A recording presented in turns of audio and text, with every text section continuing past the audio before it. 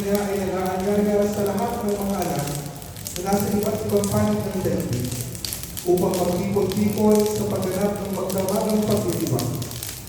Sa pagganap natin sa alaala ng Pasko ng Panginoon ng tagumpayan, sa magiling ng salita at pamahalaan ng kanyang buhay, maaasahan natin tayo makakapaghabang sa kanyang palaig sa kamatayan at pamumuhay sa piling niya at ng abang may kapal. Manalangin tayo. Ama namin makapangyarihan, sa pamamagitan ng iyong anak at iyong dinutan, ng lingas sa iyong kaliwanagan. Ang bagong lingas na ito ay iyong gawing banal at ipagkaloob mong kami pagtihasin itong aming pagdiriwang upang makasabit kami may dalisay na kalooban sa walang mangin na kaliwanagan sa pamamagitan ni si Kristo ang nagmahal,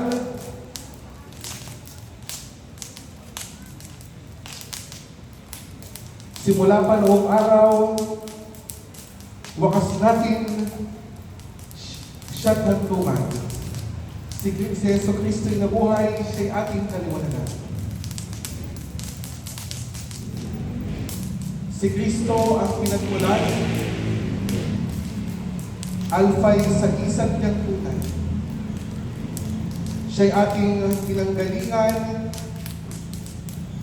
Si Yesu Kristo'y nabuhay, siya'y ating kaliwanagan.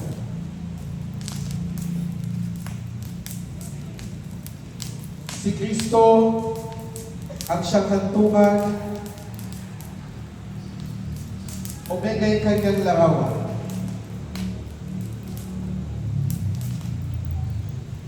Siya'y ating patunguhan. Si Kristo'y nabuhay, siya'y ating kaliwanagan.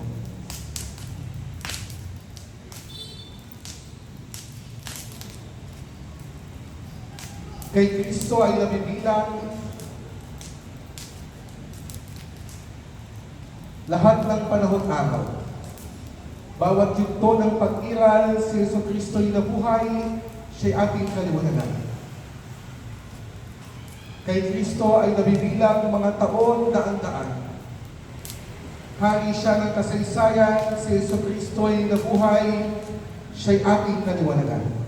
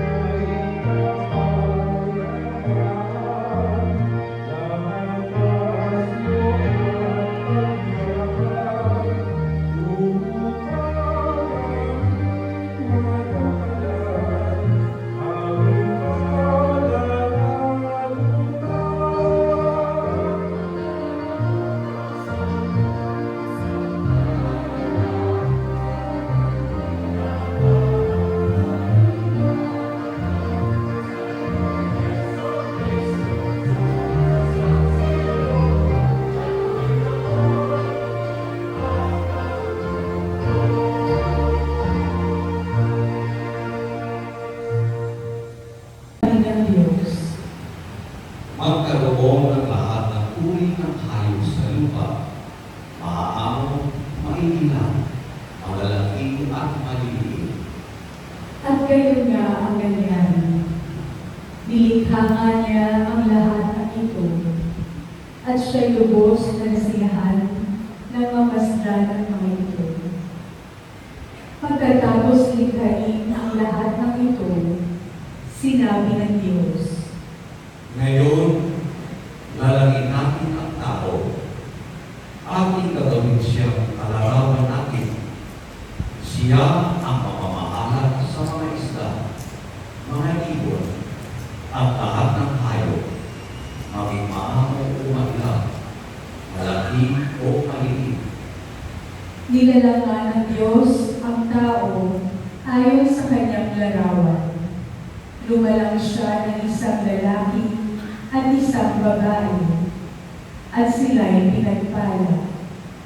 Wika niya, Magpakarami kayo at purihin ang inyong mga supli, ang buong daigdig, at pamahalaan nito. Binibigyan ko kayo ng kapangyarihan sa mga isda, sa mga ibon, at sa lahat ng maiilang na hayop, maging malalaki o maliliit. Bibigyan ko rin kayo ng lahat ng uri ng bukid at mga bungang kahoy na inyong makakain.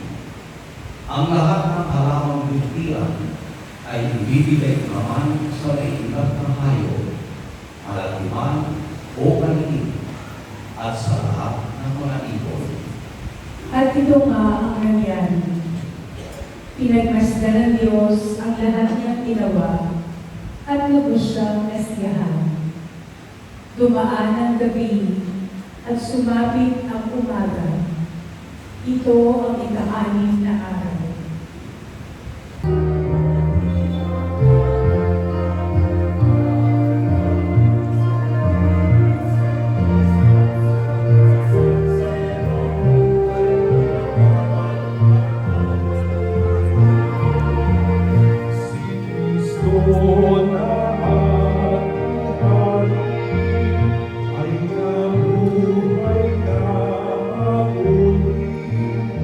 Ipanalangin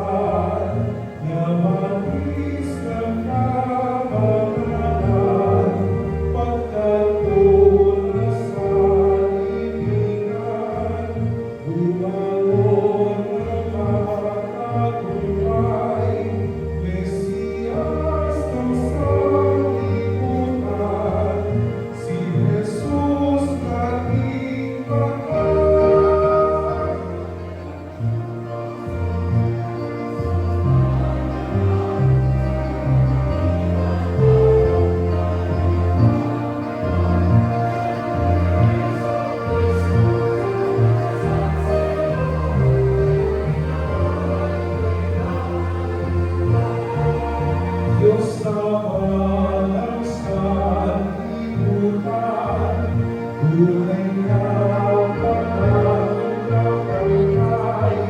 pag-ibig mo't katapatan, para sa mga hirap, handog mo'y kapatawaran,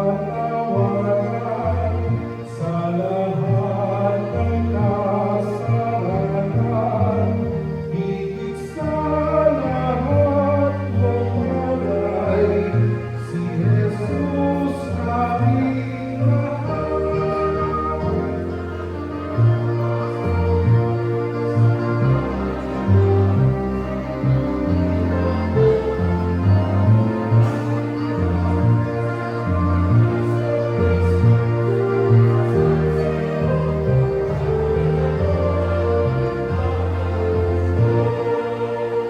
Dahil sa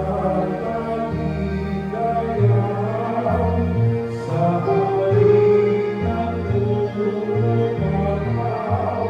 alinalig tumulang, sa isang pagkakayay,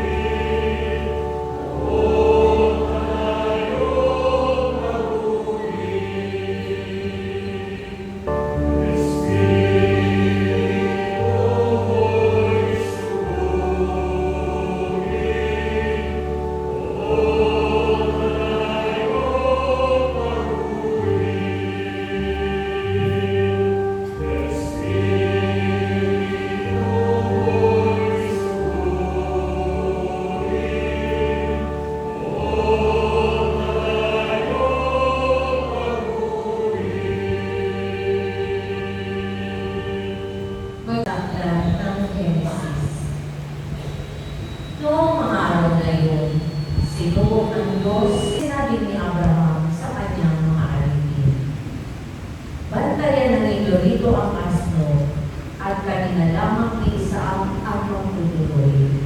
Sasampalahan kami sa latoon at babalikan namin kayo. Ipinakasan ni Abraham kay Isaac ang amoy pagdamot. Dala naman niya ang apoy at patayin.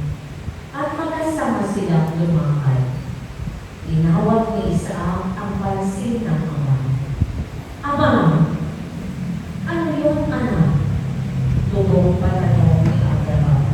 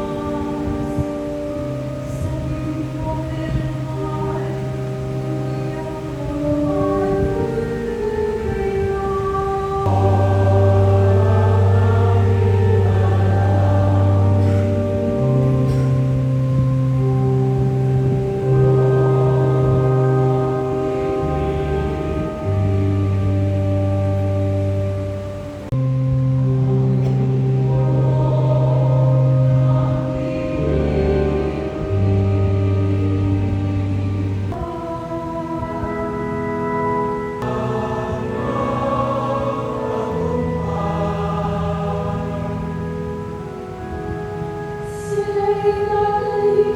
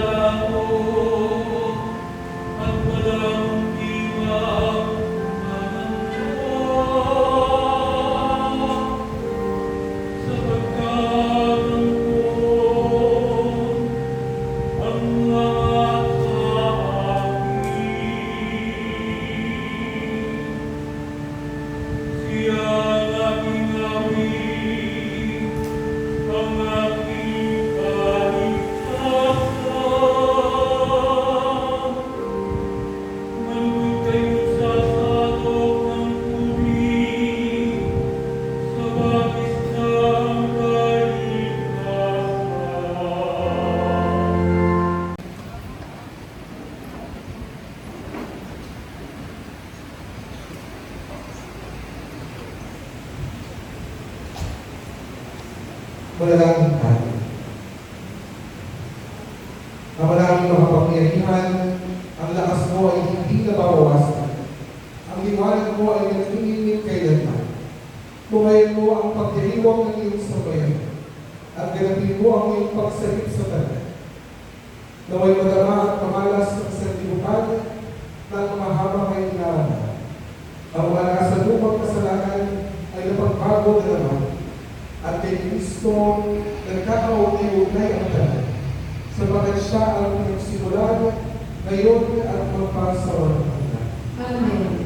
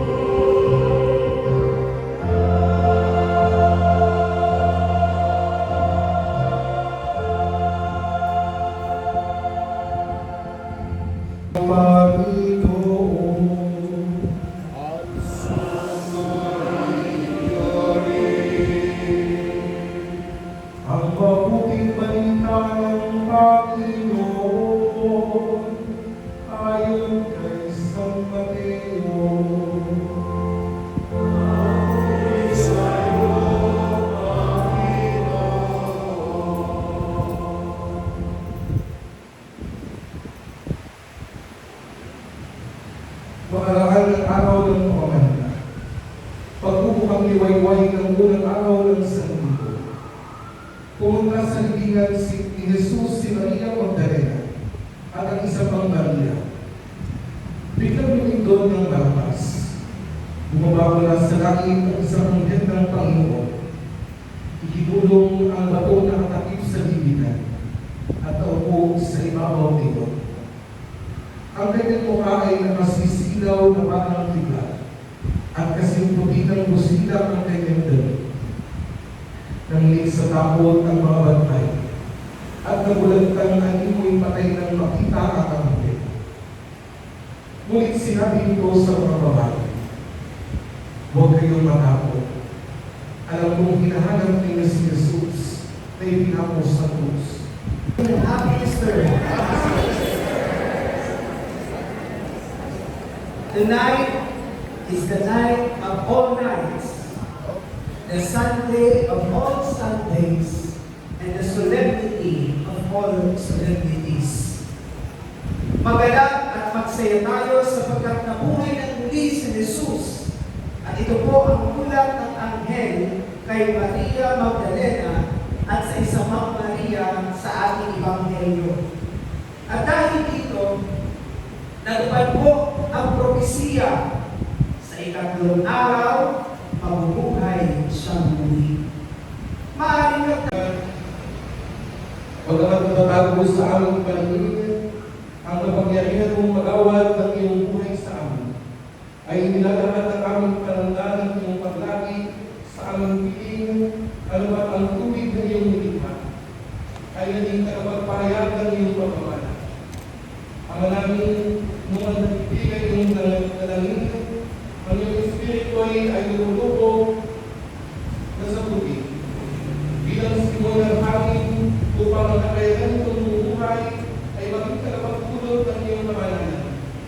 Ang namin ang sansinuko ay iyong panibagong ginawa noong ipanintulog ang kalabog ng malaking baha upang ipaliwanag na ang tubig ay may katangian na tumakos sa kasamaan at pagpasimula ng kabutihan. Ama namin ang mga anak ng Abraham, Ama namin, inilulog namin sa iyo,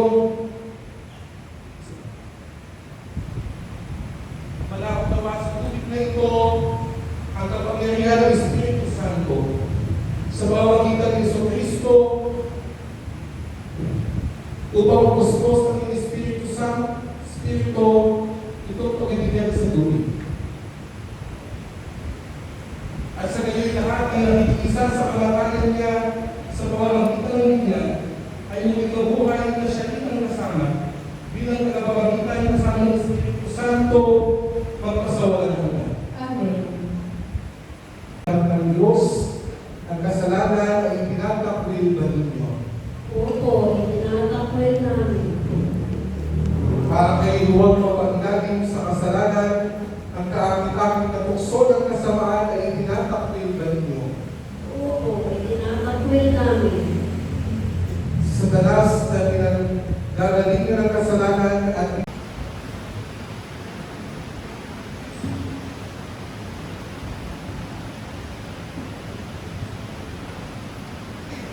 dito, binibigyan kita sa ngalan ng Ama,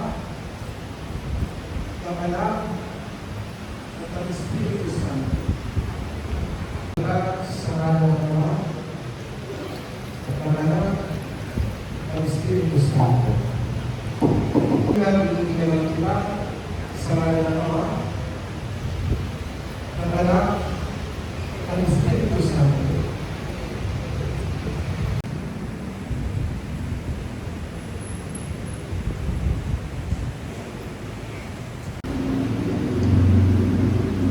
Ang daming pambinyag ay tandaan mo rin pagsinag kay Kristo at ang dakilang karangalan ng mga anak ng Diyos. Naway manatiling wagas at walang paningkubis ang kanilang karangalan nang sa mga nila ang buhay na walang hanggan. Sa Biblia, naway mag-alam ito sa inyong pusong diwa hanggang sa pagbabalik ni Kristo ating Panginoon. Ngayon ay gagawad sa ating kapatid na bininyagan ang sakramento ng pagpili. Sa bayan ng Balat, Ngayon, makikisama kayo sa paglubog ng Espiritu Santo sa Espiritu ni Sinubo ng Panginoon. Sa kanyang mga alagad ng Pentecostes at ibigay nila at ng kanilang mga mahalin sa mga binyahan. Tatanggapin ninyo ngayon ang pangakong lakas ng kaloob ng Espiritu Santo. Lakas upang maging katulad ni Kristo. Lakas upang magpatuo sa kanyang pagpapakasakit. Pag-aalay ng buhay at muling pagkabuhay. Manatagin kayo ito upang maging masigasig na kaanin ng kanyang simbahan na nakikiisa sa pagpapaunlad sa katawan ng Kristo sa bayang palataya at pagmamahal. Sa Diyos Ama, may pagkaloob niya sa mga bagong bigla ng Espiritu Santo upang sila'y mamuspos ng kanyang lakas at bunga ng pagpapahong ng langis ay mamimigit silang katulad ni Kristo ang anak ng Diyos. Sa Kristo na aming Panginoon, sa pamamagitan ng tubig at ng Espiritu Santo, inawo sa kasalanan ng mga anak mong ito at binigyan mo sila ng pangkihati sa iyong buhay.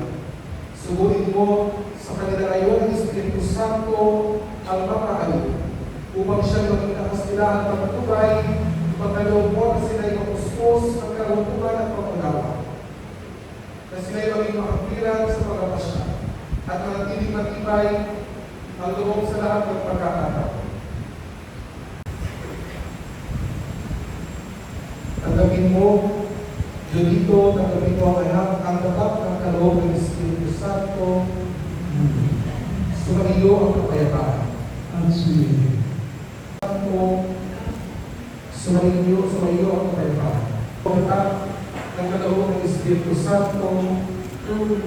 Sumaiyo ang kapayapaan.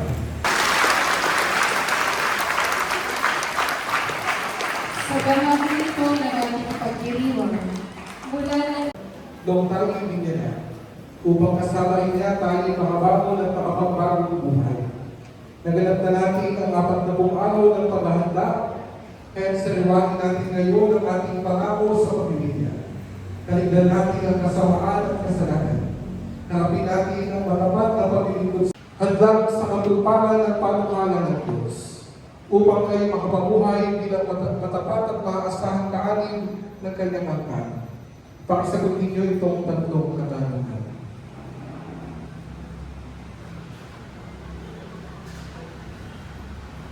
Para kayo makapabuhay bilang mga malalayang anak ng Diyos, ang kasalanan ay itinatakwil ba ninyo?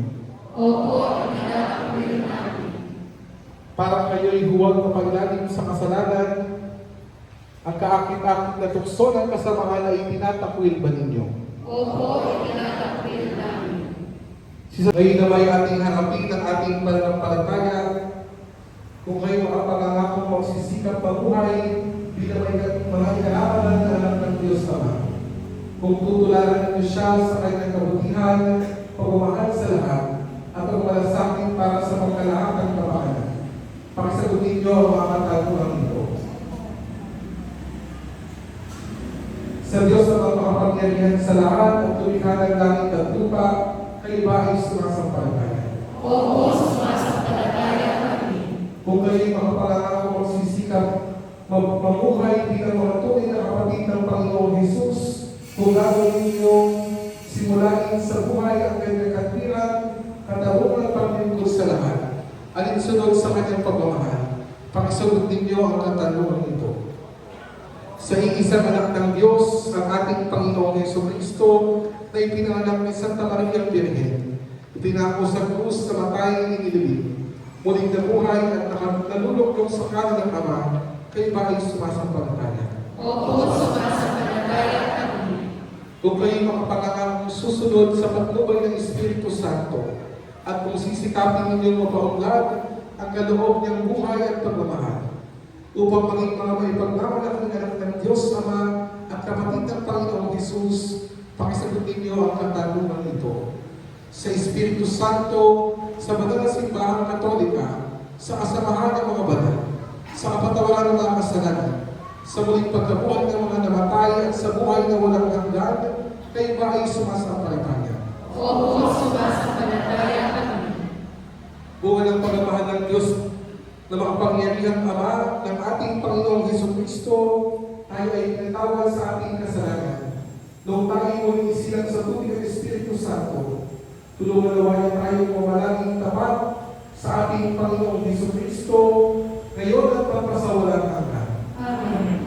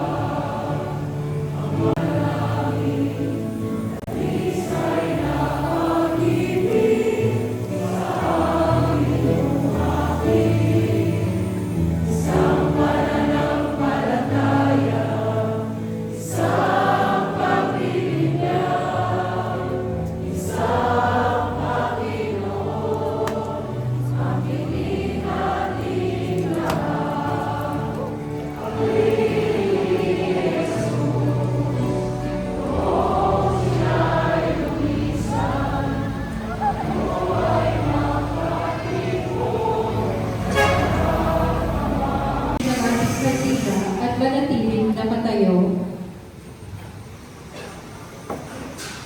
Mga kapatid, puspos ng kagalakan sa muling pagkabuhay, ialay natin sa nating Diyos. Ay nakapamumay sa tingnan na kanilang tinanggap.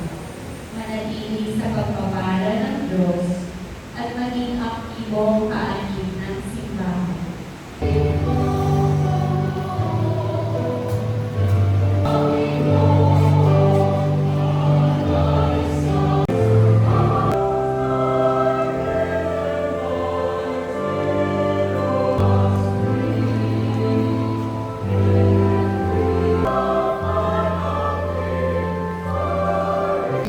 Siya po ay nakaasang dito ng isang buwan. So makikita niyo po siya palagi. Si Brother Brian po. Incoming first grade theology po sa San Carlos. At si Brother Joshua, nandun po siya. Ayan. Bata pa po kasi kaya doon muna siya. No? Siya po ay incoming grade. Pasko ng muling pagkabuhay ni Jesucristo, kayo naway pagpalain ng mga pangyarihang Diyos at sa panagkasalanan ay kaninawang ipagsanggalang kayong nagdiriwang ngayon at magpasawalang hanggan. Amen. Sa pamamagitan ng muling pagkabuhay ni Jesucristo, pinagkalooban kayo ng Diyos ng kagalingan at kaligtasan.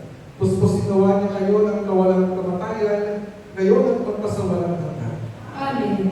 Matapos ipagdalamhati ang pagpapakasangin ni Jesucristo, ipinagdiriwang ngayon ang maligayang Pasko ng pagkabuhay ng mga tao. Pasabihin nawa niya kayo sa kagalakan ng kanyang kapistahan sa kalangitan, magpasawalang hanggan. Amen. At pagpalain kayo ng makapangyarihang Diyos Ama at Anak at Espiritu Santo. Amen. Pumayo kayong taglay at kapayapaan upang ang Panginoon ay mahalin at paglingkuran. Alleluia, Alleluia. Salamat sa Diyos. Alleluia, Alleluia. Ayan.